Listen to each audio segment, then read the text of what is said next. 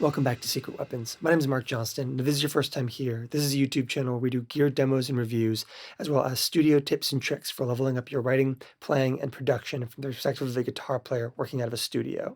If that's the kind of thing that would appeal to you, please hit that subscribe button and stick around for future videos. Today we're taking a look at the Boss WAZA Tube Amp Expander Core. This very heavy piece of gear right here is the original tube amp expander, the full-sized version of it that weighs quite a bit on its own, and is, in my opinion, probably the most feature-rich version of a kind of load box speaker sim solution for silent recording for guitar amplifiers. And this adorable little thing by comparison is the tube amp expander Core. And not only is it clearly much smaller, but it also weighs a fraction of what the original does, while still having a ton of the kind of essential components that the original brought to the market. And if I'm being honest, the size and weight of this device is one of the major selling points for me personally. I moved to this studio about 9 months ago and brought basically all my gear here, abandoning my old home studio, which has now become my wife's office. And I now have a small kind of writing and practice space and a small loft in our house with basically no gear and basically no room for gear. And when the Tube Amp Expander Core showed up, I took it and a small guitar amp head and have made that my kind of go-to home writing and playing setup. And it has been a lifesaver for me to be able to kind of pull up a lot of different sounds, from both kind of driving rock sounds to big, wide, ambient guitar soundscaping design motifs, all without having to bring a lot of extra gear with me on that journey. For the uninitiated, the Tube Amp Expander and the Tube Amp Expander Core are Boss's reactive load boxes designed for use with your tube amps, with a wealth of features built into them. Things like active attenuation for reducing the volume of your tube amp without having to turn down the tube amp itself, allowing you to get the most out of your tubes without pissing off your neighbors. And because it is a load box, you can also use it for direct recording or silent headphone-based practicing. If you're using the TAE for silent practicing or direct recording or direct in live playing, there is built-in software for things like speaker, cabinet, and room emulation, as well as a built-in IR loader and a full chain of post effects from Boss's library of effects, things like compressors, parametric and graphic EQs, as well as stereo modulation, delays, and reverbs. On the face of the TAE Core, you have access to a bunch of key parameters. You have the speaker out for the amount of attenuation being applied to the speaker in the room. You have your line out for setting level for the XLRs on the back of the unit for direct in recording or live playing. You have a headphone control with a headphone jack. You have a 2-position rotary that lets you switch between 2 different reactive load curves, one for combos and one for stacks. You can think of those as more Fender tuned and more Marshall tuned. You have the ability to access up to 10 different rigs with a full suite of IR, cabinet, and effects choices. And you have your air feel level, which is basically going to blend room tone into your overall sound, which will take you a long way in replicating the feeling of playing in a room with an amplifier. On the back of the device, you have your input for sending your amplifier to the Tube Amp Expander, your return to send from the Tube Amp Expander out to your cabinet or your speaker, your XLR line outputs with a ground lift switch, your power, your MIDI for being able to change between presets and adjust parameters, a USB-C port for accessing the desktop editor on your computer, an optional Bluetooth module for wirelessly editing your rigs via your smartphone, and an effects loop. And you'll notice that you have things like the built-in effects loop and those 2-line outputs. And these are the ways in which this thing really earns its name of Tube Amp Expander, because it's not just that it is a load box with an IR loader built into it, it's that you can load in 2 different IRs in stereo. You can use the editor to access stereo delays, reverbs, and modulation, and you can give an effects loop to amplifiers that don't otherwise have one. In the software, you can do things like combine 2 different microphones without any fear of any phase issues at any point in the process. And access to things like speaker emulation and microphone modeling, as well as stereo IR loading, allows you to take any individual amp you have in your studio and get a ton of really wide sounds out of it. For example, we went with a pretty aggressive and heavier genre touchpoint for that intro song. That was all recorded with my Morgan PR12, which is kind of a Princeton style amplifier run into the TAE Core, but wherein I used a 4x12 to layer some of those guitars in to give us heavier, wider tones without sacrificing that kind of core presence and articulation of a Fender Princeton style amplifier. But more on that stuff later. Right now, let's take a look at what I think is one of the most impressive features in the TAE core, and that is just how good the attenuator itself sounds. We're going to take my Benson Monarch Plus and mic it up with a Royer 121 here in the studio. We're going to start by recording some of it without the tube amp expander in the signal flow whatsoever, so you can hear a fully unencumbered, unattenuated amp mic'd up. And then we're going to introduce the tube amp expander core into the signal chain and progressively walk the volume of that amp down to hear how well and how effectively the tube amp expander is able to reduce the volume of the amplifier in the room without degrading the quality of the amp itself.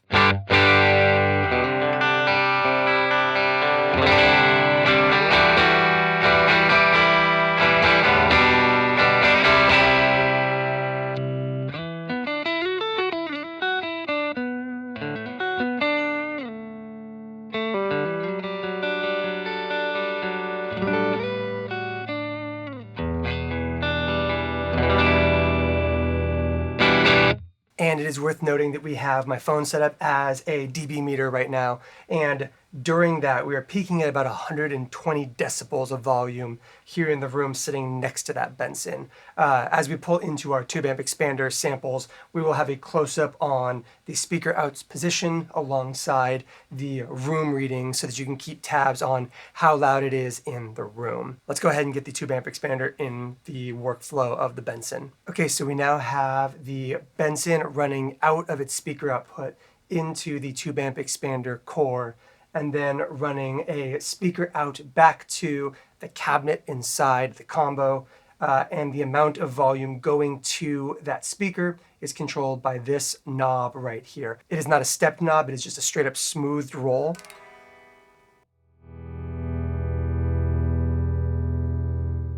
So we're going to pull the camera in close now for a good view of the speaker out with this decibel meter sitting next to it. And the reason I want to make sure that this is in frame is because we're looking for a few key things with our speaker out control here. Number one, we want to be able to reduce the volume down to appropriate levels for a large stage gig, a small club gig, home recording, garage practices, or even bedroom level recordings. And along that way, you want to kind of see how well the tone holds together coming out of that speaker, how much low end, how much fidelity you are keeping. But as you well know, your relationship with your amp sitting in the room and your amp's relationship with a microphone are two very disparate experiences. And so we are going to be increasing the gain on our preamps as we walk the speaker down. And that is just keeping the mic appropriately sensitive for the amount of volume coming out of the speaker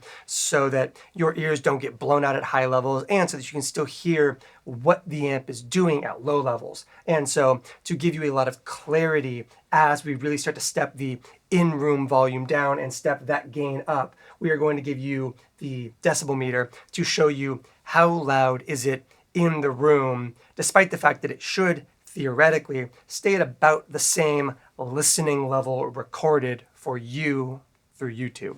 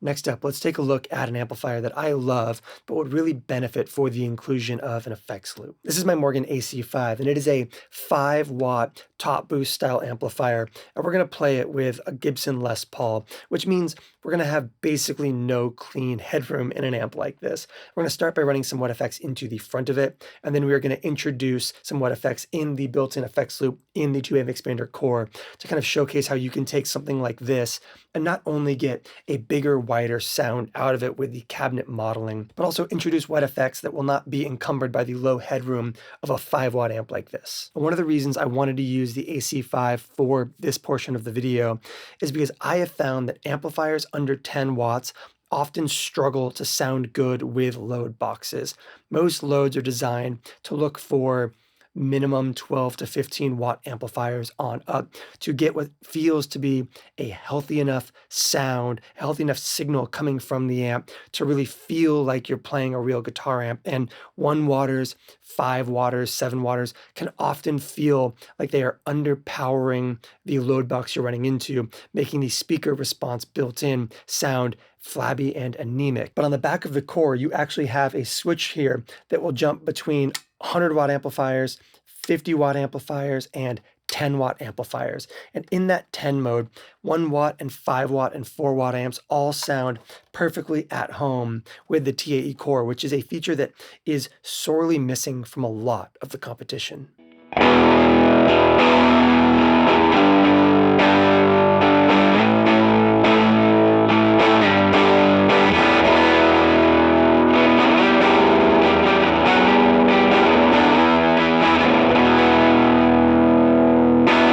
And so we're running through a pedal board right now, and if we try to run some wet effects into the front of this, you're going to hear that we're going to lose all of our headroom, and they're going to get pretty mangled by the front of this amplifier.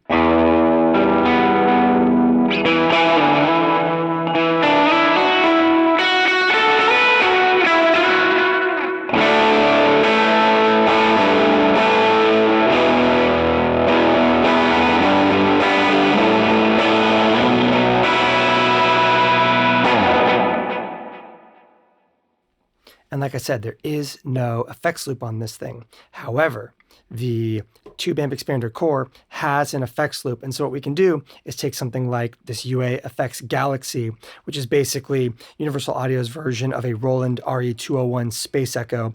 And we can add these wet effects in the loop of the tube amp expander in lieu of having a loop in the amp itself.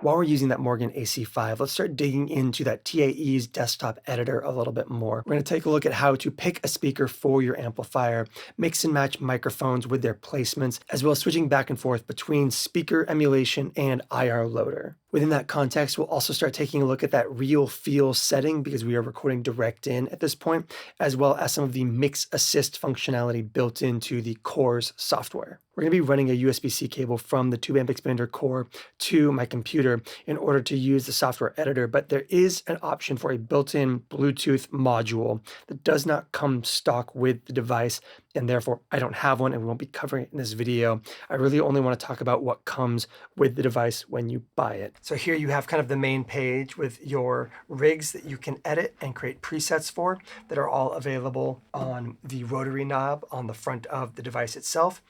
We are just going to kind of live in this rig number 1 right here, the AC5 startup that I've made. And as you can see, you've got compressor, delay, reverb, and then the output to your speaker and the output to your line outputs, which is what we're using for direct recording right now. Let's go ahead and start things off by taking a look at the amp cab itself. Pretty straightforward setup right here. You have a visual kind of graphic interface to kind of show you what mics you have pulled up, what cabinet you're using, and the mic placement.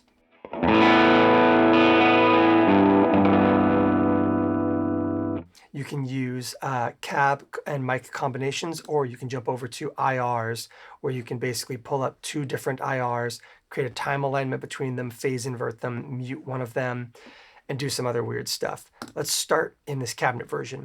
You can click on here and kind of scroll through the different cabinets you have available. Things like a 4x12.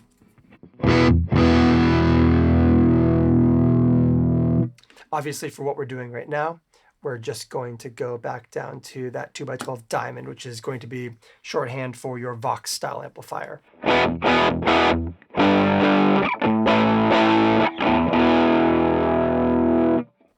got your mics. You can kind of jump between a 57, a 421, a 451, an 87 condenser, a ribbon 121. We are currently using a 57 and a 121. You can use these to adjust your kind of positions and depths, or you can just kind of grab them and move them around, and those adjustments will happen. You have faders underneath, so we can mute our 121 and kind of hear how that 57 changes the tone.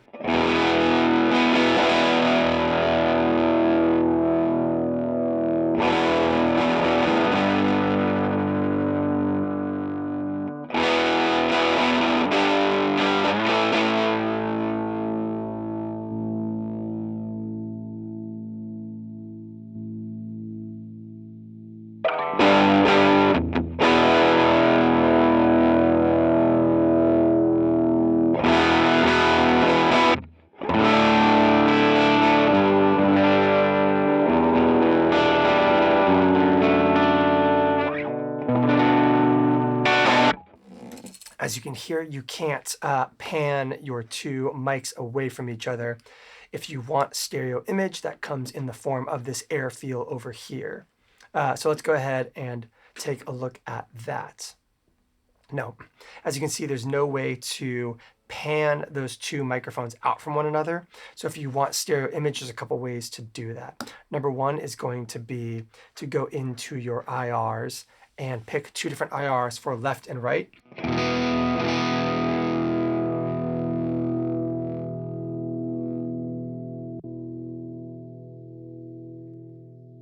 And then time misalign them.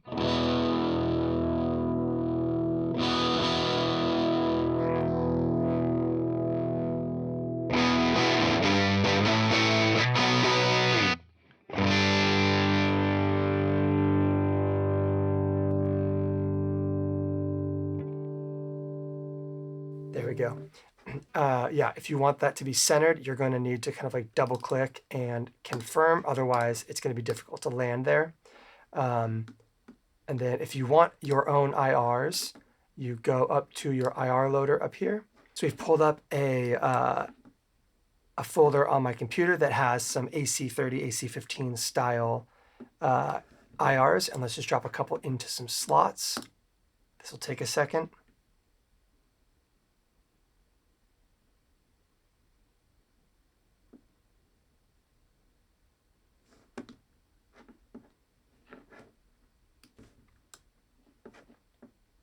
Now jump back over here and let's grab our user IRs for left and for right.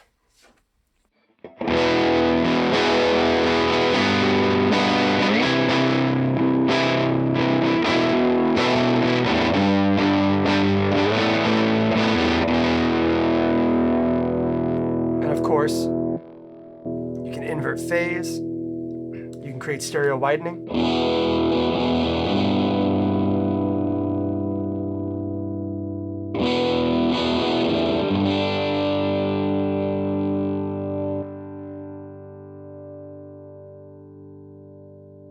Is that out of 100? What are we doing here? I have found frequently that everything is easier if you just kind of like if you just kind of double click and then find your kind of default.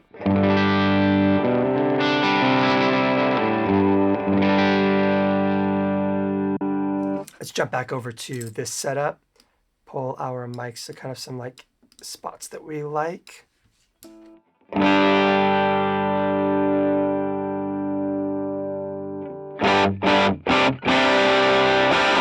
There we go.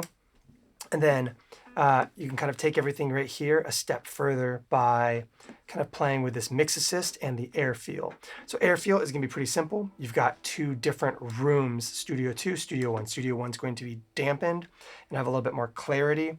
And Studio 2 is going to be a little bit more lively and going to get a little bit more kind of blurry as you crank it. But it will give you some nice stereo width if you're running stereo out of the device. You can control it with the level control on the computer itself or with this air feel knob right here. And this is just going to give you a sense of kind of room reverb ambience mixed in. So let's give it a listen.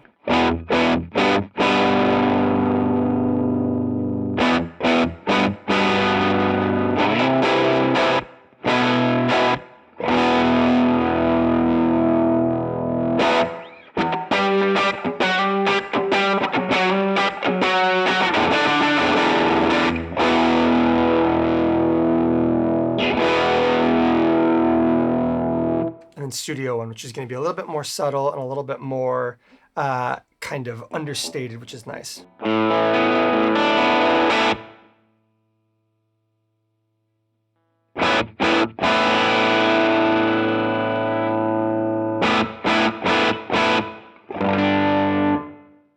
I pretty much leave air feel on almost 100% of the time, even for heavy stuff. It's nice to just have that kind of like the bigness that comes with the sense of a room. And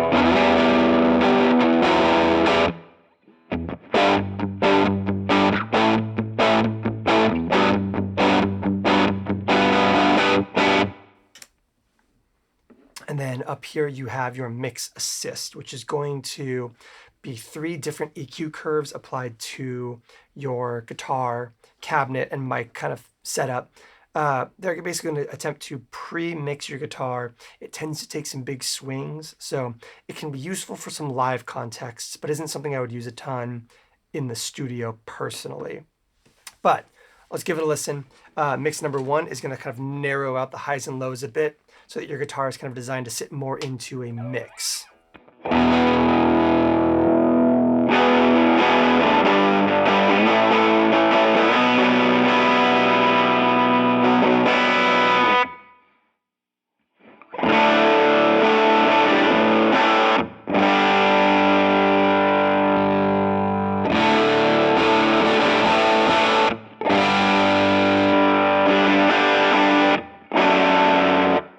Like I said, there's some big swings here, and type 2 is going to be more narrow and more aggressive, following in kind of a similar vein, trying to kind of carve out frequencies that would fight in a kind of full band mix.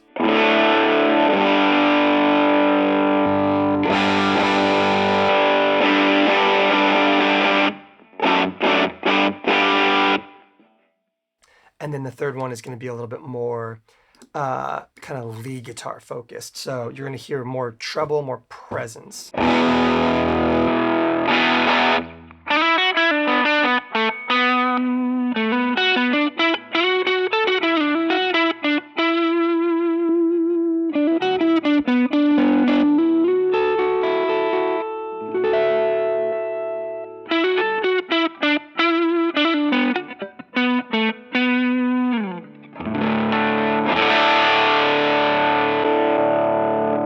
Like I said, if I'm going to use any of them, I'm personally on number 1 because it feels like the least big swing.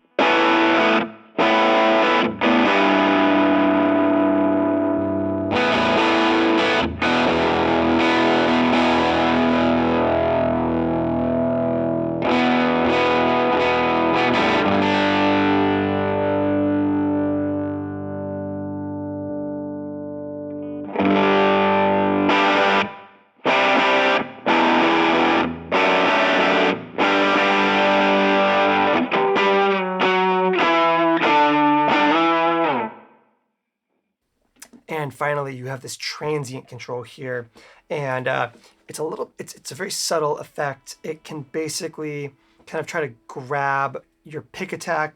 Basically, and a transient is the like really high energy information at the very start of a waveform. So you can see kind of Pro Tools in the background here going. And if we zoom in and enlarge our waveforms quite a bit, you'll see even single notes.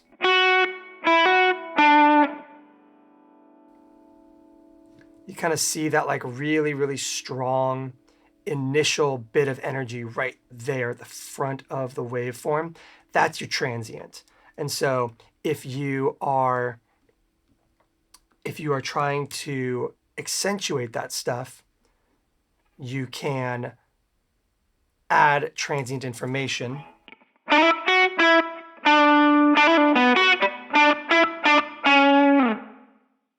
And you will see a lot of that transient information at the front of each waveform here. Or conversely, you can use this to try to like tamp down transients and kind of soften pick attack and like smooth out harsh kind of like initial energy from a note.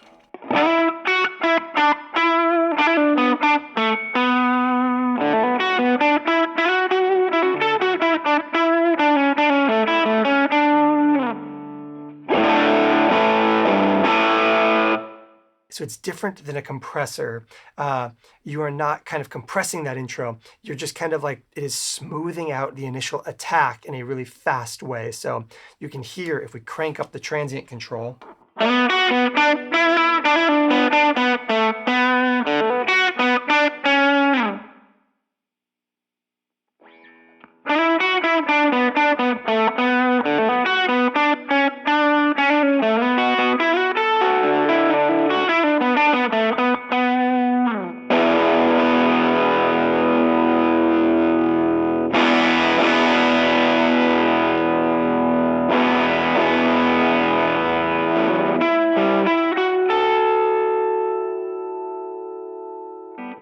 Which can be cool because you lose a lot of the breathing of a tube amp when you're not running through a cabinet, and kind of blending this air feel with this ability to kind of either sag your transient a little bit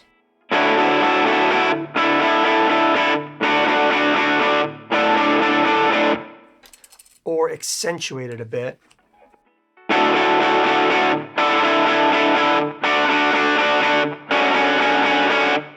Can kind of give you a way of approximating the way that you want the cabinet that you identify your guitar sound with in real life. You can kind of recreate some of those characteristics here with the air feel, with your mic placements, and with the ability to kind of like subtly or clearly unsubtly play with that transient control. So let's say we have a sound we like here.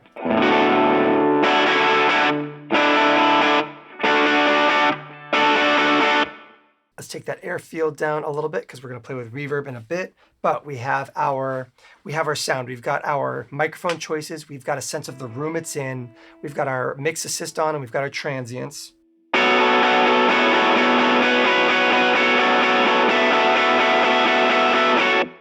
So we're getting some really big sounds out of that setup so far. That Gibson Les Paul into the AC5 and the tube amp expander core. And the whole rig is this big. This is everything we're using in that context. Let's dig further into that software editor and start taking a look at the post effects, the compression, the delay, the reverb, and that parametric and graphic EQ, and see how far we can push this tiny little combo as a kind of all-in-one solution where you're using a real tube amp and then getting everything else you could possibly need out of a single device where the two of them could fit into a backpack together. Let's go ahead and jump over to our editor and take a look at something like our compressor, which gives us access to a couple different rack compressor styles.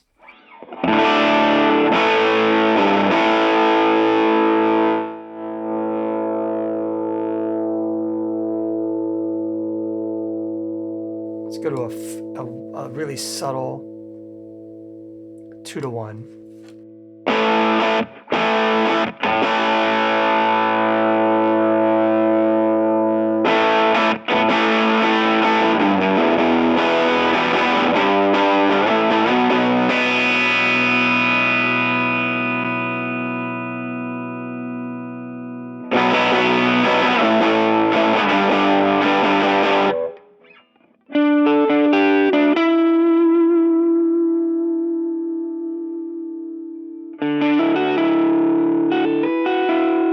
As you can hear, it can get pretty squishy. I wish there was a VU meter available to me here. I'm not a big fan of compressors that don't give you access to visual feedback.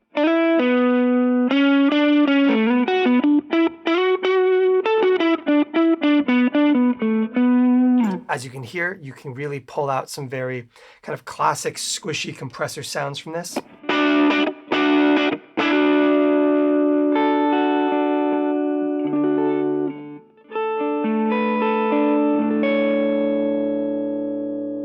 But by taking that compressor up a bit, you can get it to be more like a peak limiter that really only grabs when it needs to.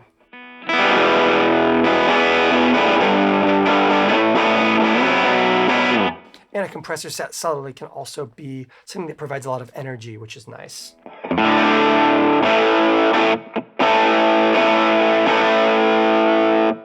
And so next up you have your delays. Let's start things off with a kind of pan delay with 2 seconds of delay, which is quite nice. Some decent feedback, and let's give it some nice movements.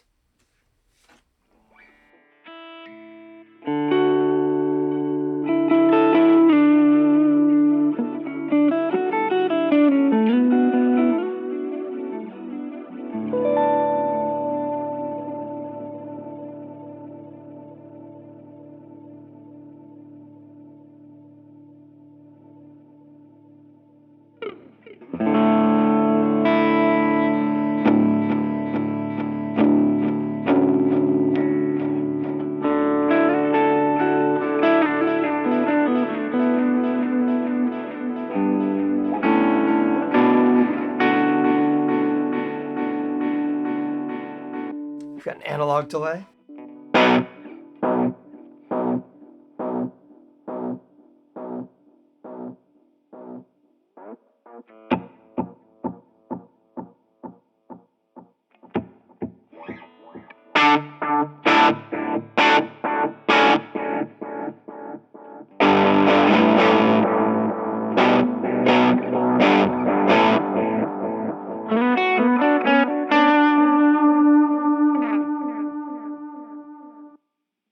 A very classic Boss digital delay.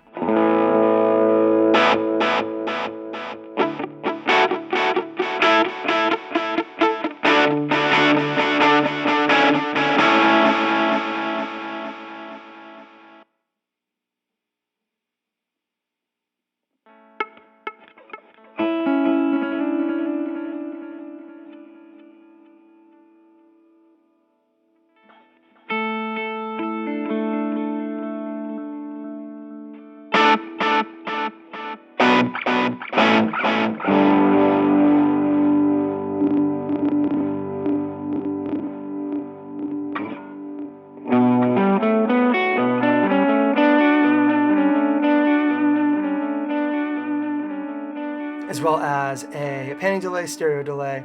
There's just this, and then kind of a classic, really base level digital delay. You've got some good options there. And let's go ahead and put that pan delay back on. The nice slow pan.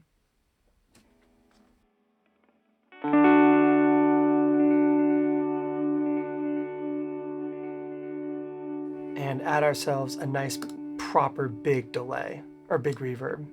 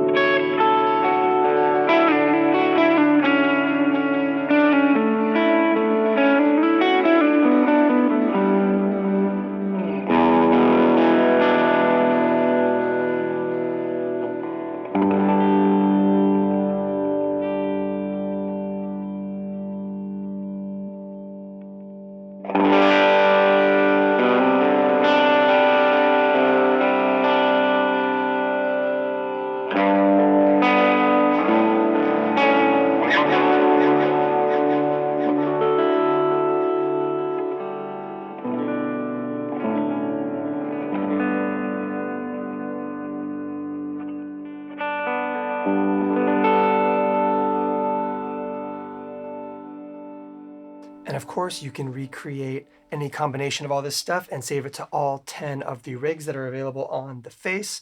You can also send MIDI to the back to kind of recall this stuff with a lot more control overall, which is pretty impressive.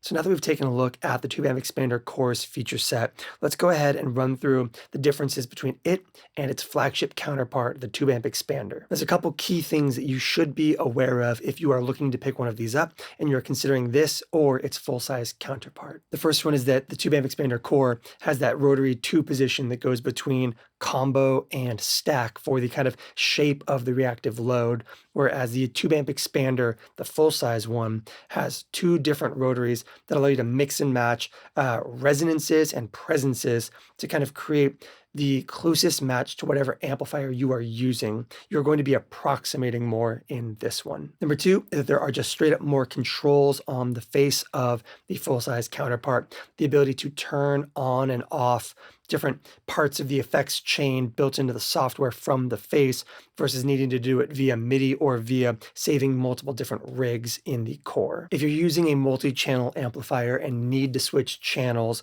the original Tube Amp Expander also has built-in channel switching for you, whereas this you will still need to use a kind of like proper standalone channel switcher for those kinds of purposes. You can't build them into the rigs in the way that you can with the full-size counterpart. There is in general a little bit less flexibility in the core from the full-size counterpart, especially with things like the way the effects loop behaves. But I think one of the most striking things that you should know about this is the way in which amps get into the device and go back out to your speakers. And that is that the full-size counterpart has a switch that allows you to look for 4 ohm, 8 ohm, and 16 ohm loads from your amplifiers, whereas the Tube Amp Expander Core is only looking for an 8 ohm, and that is fixed. And the Tube Amp Expander Core can also only drive one speaker, whereas the Tube Amp Expander, the full-size unit, has the ability to send parallel out to 2 different speakers and drive 2 different cabinets if you want to. But the Tube Amp Expander does have some of its own strengths over the original outside of just size, price, and convenience. The ability to upgrade into that Bluetooth accessibility is huge.